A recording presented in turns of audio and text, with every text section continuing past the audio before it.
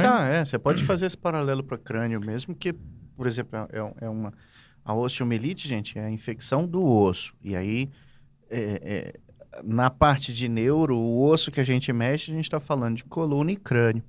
Mas muitas vezes uma cirurgia, vamos imaginar um cenário de um paciente, por exemplo, com um câncer, que faz uma cirurgia, que depois daquilo ele vai passar por uma quimioterapia agressiva, uma radioterapia agressiva, a imunidade vai lá no chão.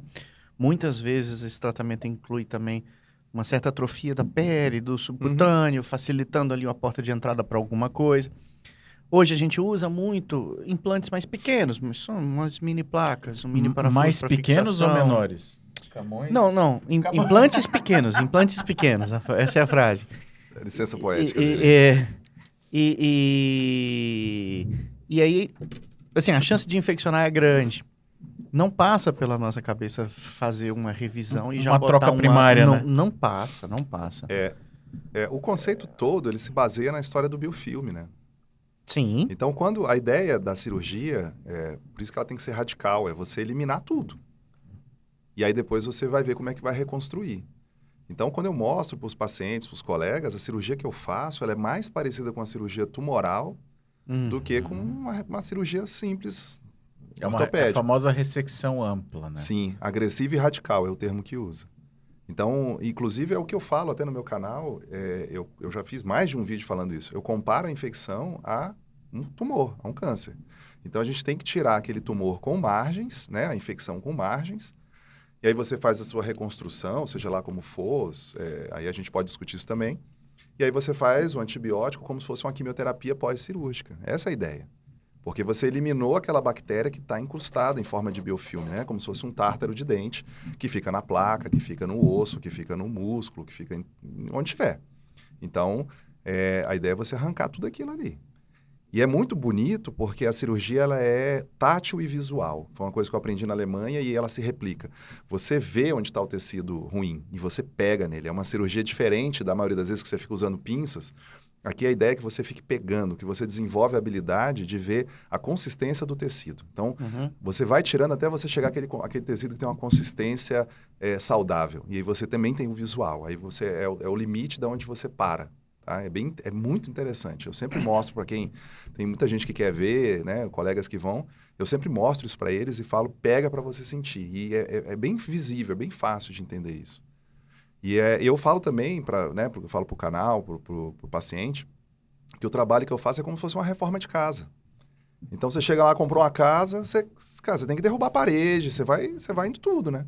E aí depois você vai colocar uma nova parede, um novo revestimento, luminária, fio, por aí. Primeiro você destrói, para depois você reconstruir.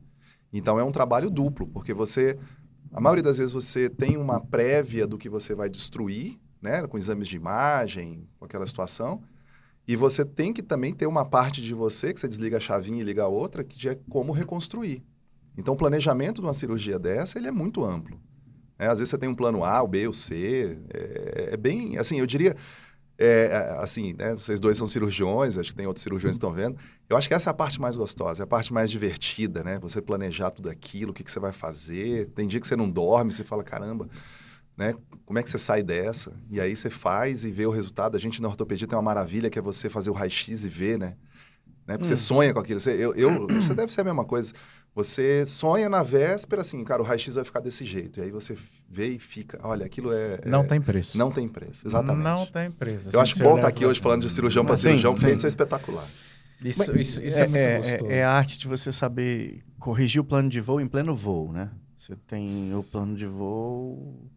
Plano A, plano B, plano C... assim. Mas dificilmente eu sou surpreendido. Tem cirurgia que você entra com A, B e C. Difícil, assim, é muito raro você ter que levantar o plano D de última hora. Porque você, assim, em tratando a infecção ou osteomielite, você virtualmente vai em qualquer parte do corpo que esteja a infecção. Sim. Então, assim, é um conhecimento também bastante específico. Não é a mesma coisa se tratar uma infecção em termos anatômicos.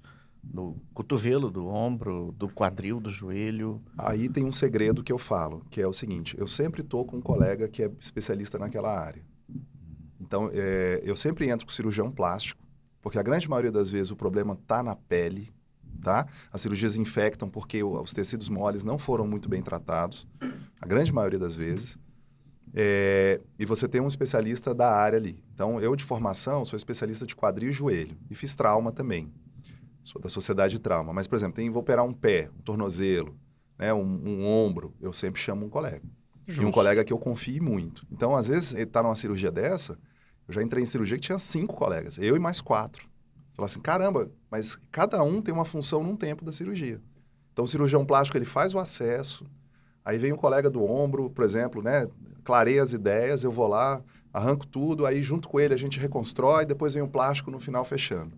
É muito interessante. Então, até isso faz parte do planejamento. A hora que entra um, sai o outro. Esse é um dos segredos de dar certo. Não adianta eu querer resolver tudo com o conhecimento que eu tenho. Não tem como.